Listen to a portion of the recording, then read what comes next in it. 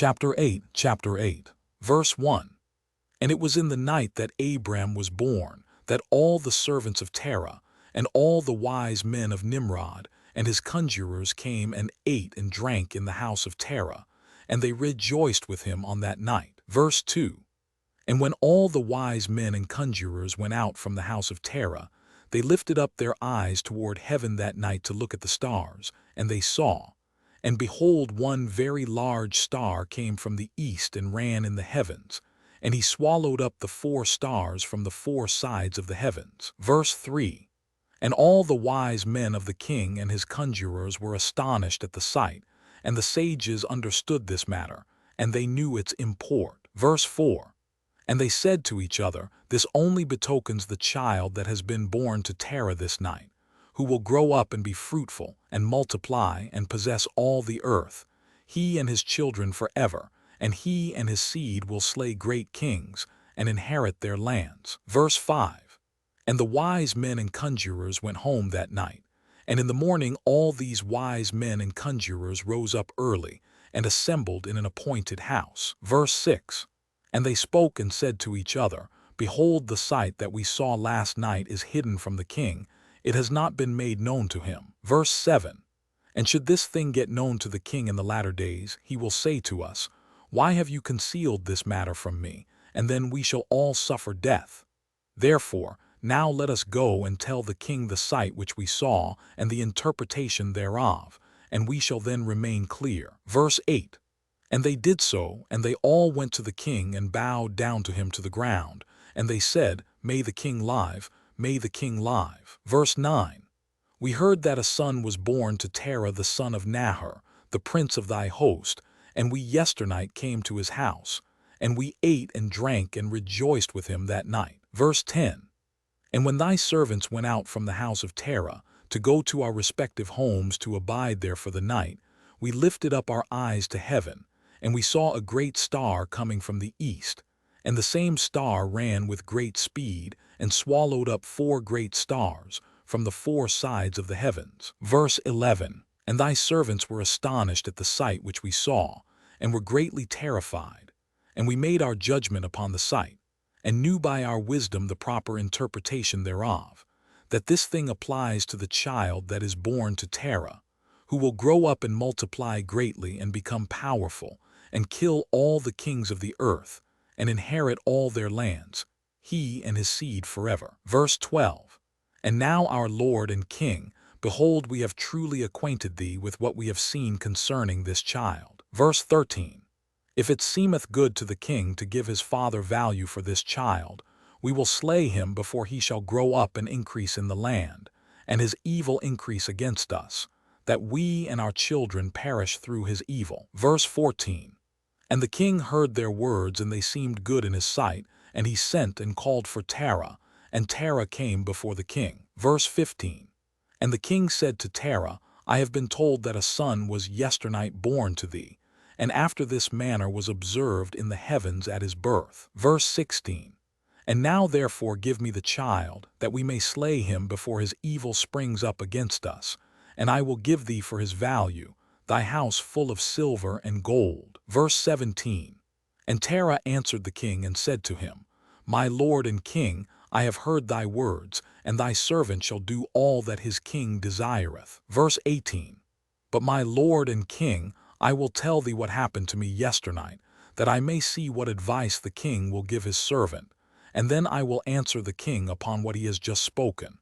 And the king said, Speak. Verse 19.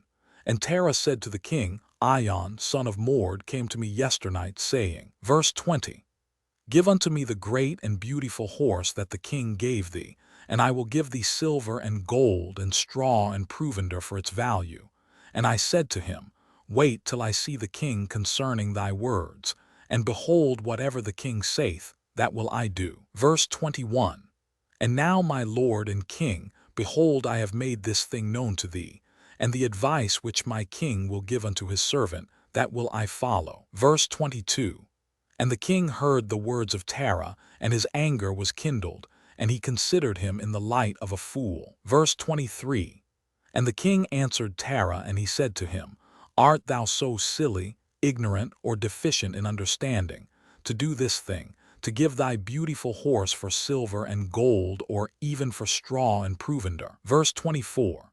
Art thou so short of silver and gold, that thou shouldst do this thing, because thou canst not obtain straw and provender to feed thy horse? And what is silver and gold to thee, or straw and provender, that thou shouldst give away that fine horse which I gave thee, like which there is none to be had on the whole earth? Verse 25. And the king left off speaking, and Terah answered the king, saying, Like unto this has the king spoken to his servant. Verse 26. I beseech thee, my lord and king, what is this which thou didst say unto me, saying, Give thy son that we may slay him, and I will give thee silver and gold for his value? What shall I do with silver and gold after the death of my son? Who shall inherit me? Surely then at my death the silver and gold will return to my king who gave it. Verse 27. And when the king heard the words of Terah, and the parable which he brought concerning the king, it grieved him greatly, and he was vexed at this thing, and his anger burned within him. Verse 28. And Terah saw that the anger of the king was kindled against him, and he answered the king, saying, All that I have is in the king's power. Whatever the king desireth to do to his servant, that let him do, yea, even my son. He is in the king's power, without value in exchange, he and his 2 brothers that are older than he. Verse 29. And the king said to Terah, No, but I will purchase thy younger son for a price. Verse 30. And Terah answered the king, saying, I beseech thee, my lord and king, to let thy servant speak a word before thee, and let the king hear the word of his servant. And Terah said, Let my king give me 3 days' time till I consider this matter within myself, and consult with my family concerning the words of my king.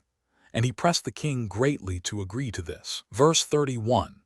And the king hearkened to Terah, and he did so, and he gave him 3 days' time. And Terah went out from the king's presence, and he came home to his family, and spoke to them all the words of the king. And the people were greatly afraid. Verse 32. And it was in the 3rd day that the king sent to Terah, saying, Send me thy son for a price, as I spoke to thee. And shouldst thou not do this, I will send and slay all thou hast in thy house, so that thou shalt not even have a dog remaining. Verse 33. And Terah hastened, as the thing was urgent from the king, and he took a child from one of his servants, which his handmaid had borne to him that day.